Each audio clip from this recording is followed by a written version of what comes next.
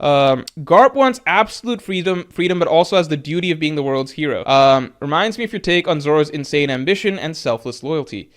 Yeah, like, I imagine Garp saves a lot of lives. I think what would really help everything. Here's the biggest thing Oda could do to help people understand the moral nuance of what Oda's trying to do with the good Marines. If Oda did more scenes of the Marines saving people instead of just telling us that Garp saves people and Kobe saves people, I think that would do a lot. Because, like, the reason that we love the Strahd so much is because we actually get to read arc after arc of, like, their selflessness, their empathy, etc. Because the Strahds are not morally perfect. If the Strahds were just a group that we were, like, hearing about, then I think we'd have a lot of critiques of them. Like, why is Luffy doing all this stuff, but he doesn't choose to, like, start a revolution against the world government or something?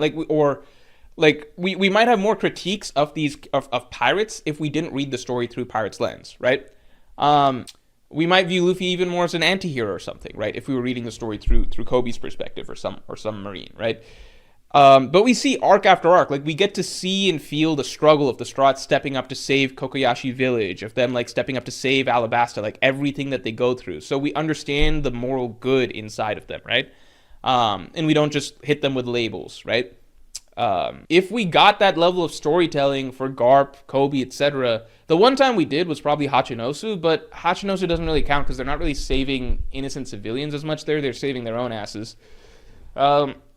I think that's the biggest thing that Oda could have done. Because, like, showing, not telling, right? Like, I have to make a lot of arguments on the Marines' behalf. I'm, like, never even arguing that the Marines are, like, good people. Even a lot of the Marines are really terrible people. But I'm not even trying to argue that, like, some Marines are good people. I'm trying to argue that they're not, like, just pure evil, like people seem to feel. And I think Oda could do a lot to help that if he just had more storytelling around them, you know? Showcasing what we're told about them. This is a pivotal moment. This is a pivotal moment, right? And that's the chapter, right? That's the chapter. This is a pivotal moment. This is a super pivotal moment. It's a pivotal moment. Garp's character is under major scrutiny right now.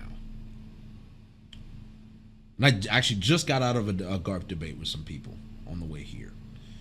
And what's going to happen is, because we've seen Dragon abandon the Marines for the sake of his morality, even though his position wasn't higher up, scrutiny on Garp is going to be twice as high. This is legitimately, guys. This is legitimately a legacy chapter for Garp. It's a legacy chapter. Garp's legacy is on the line, right? So we're just gonna have to see. If there's one thing I want from Garp, from all of this, show me your real ideals. Show me what your plan is. Tell me what your plan is. Will he show it here? I doubt it, because it's a battle. But this would be great. This would be at least some time to shout his ideals. This is going, 1160. Yeah, 1161 is going to be a very big chapter. You know, I think this is even better than the Reverie because I didn't expect this. Like, even with them getting into the flashback, I was like, of course we don't see God Valley because Harold wasn't there. Oda's like, so what? I'm still going to show y'all what happened. So this is the best stretch in One Piece. This is the best. I mean, of course, it's a flashback. It includes all the legends. It includes, I want to say so far, maybe it's recency bias, but is Rocks, okay, legendary pirate or figure in One Piece? Is Joy Boy over Rocks? Is Davy Jones? As far as the legends, is he the most legendary pirate so far? Like, because we know about Joy Boy, we know about Davy, we know about Rocks. Of course, we don't know enough about Joy Boy. So I think Joy Boy definitely, but Joy Boy has transcended generations. And Joy Boy is difficult because I think Joy Boy is just like a title. So obviously there are a bunch of different Joy Boys throughout history. So Nolan is up there, but obviously besides killing an admiral, what did Rocks accomplish? So like, could Rocks be like Roger's the GOAT, but could Rocks be the legendary pirates GOAT, right? Like, when you ask the GOAT pirates, like, who's the GOAT, they talk about Rocks. But from what we've seen in the story,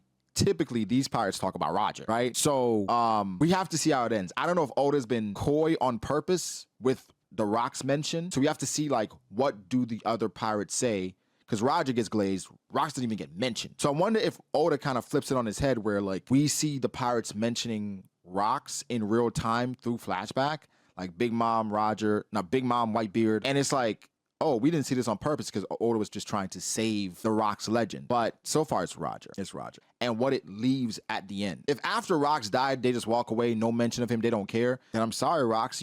You are a cool guy. You can stand tall and be proud because you were strong. But that's it. That's it. Emperor beats Kaido. Much 5 again. Oda is constantly depicting Garp to be the marine equivalent of Rox and Roger Cole. The Garp stocks have never been higher. Listen, hold on, time out. No, that's fine. He is their equivalent. That doesn't mean that he is equally as strong as them. Yeah, at their peak powers, I'm still putting Roger over Garp. At their peak powers, I'm still putting Rox over Garp. At their peak powers, I'm still putting Whitebeard over Garp. It is what it is. They can be in the same tier, in the same category, or close to each other, of course.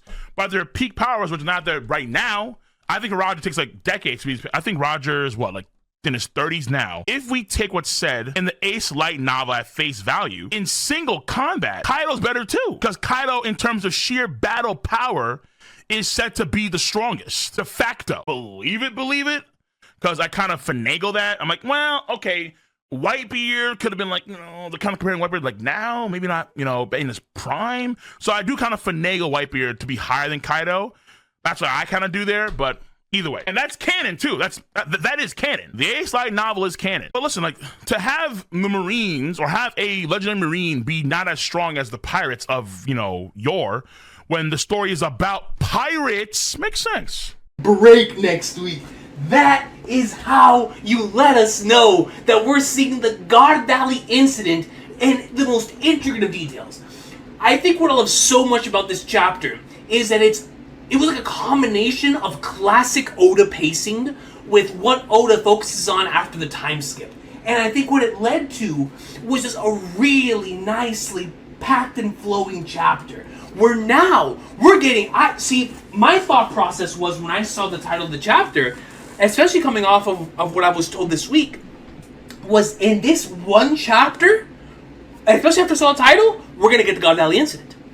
And so, what I'm so happy about, though, is that no, the God Valley incident is actually going to be spread apart into multiple different chapters. And that, to me, is the most exciting part about it, because I want to stay here as long as possible. This is an event, that is so astronomically important for every single aspect of this story, that the longer we're here, the more we get stuff like we got with for Dragon. Dragon, for me, even though I loved, obviously, this end part right here with Rox and Roger and Garp and the Holy Knights coming in, all great stuff, but the highlight of the chapter for me, without question, was Dragon.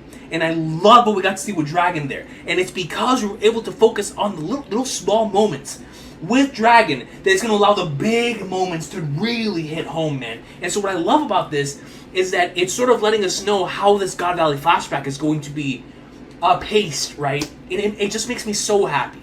That's actually nuts. Very fascinating. Okay. But I will say this, though. This chapter definitely, it definitely restored any feeling that I had in regards to seeing more stuff of this actually being, like, portrayed and actually getting to shown and stuff. Because again, I had my great fear that we weren't going to see all this stuff, so I'm glad we are.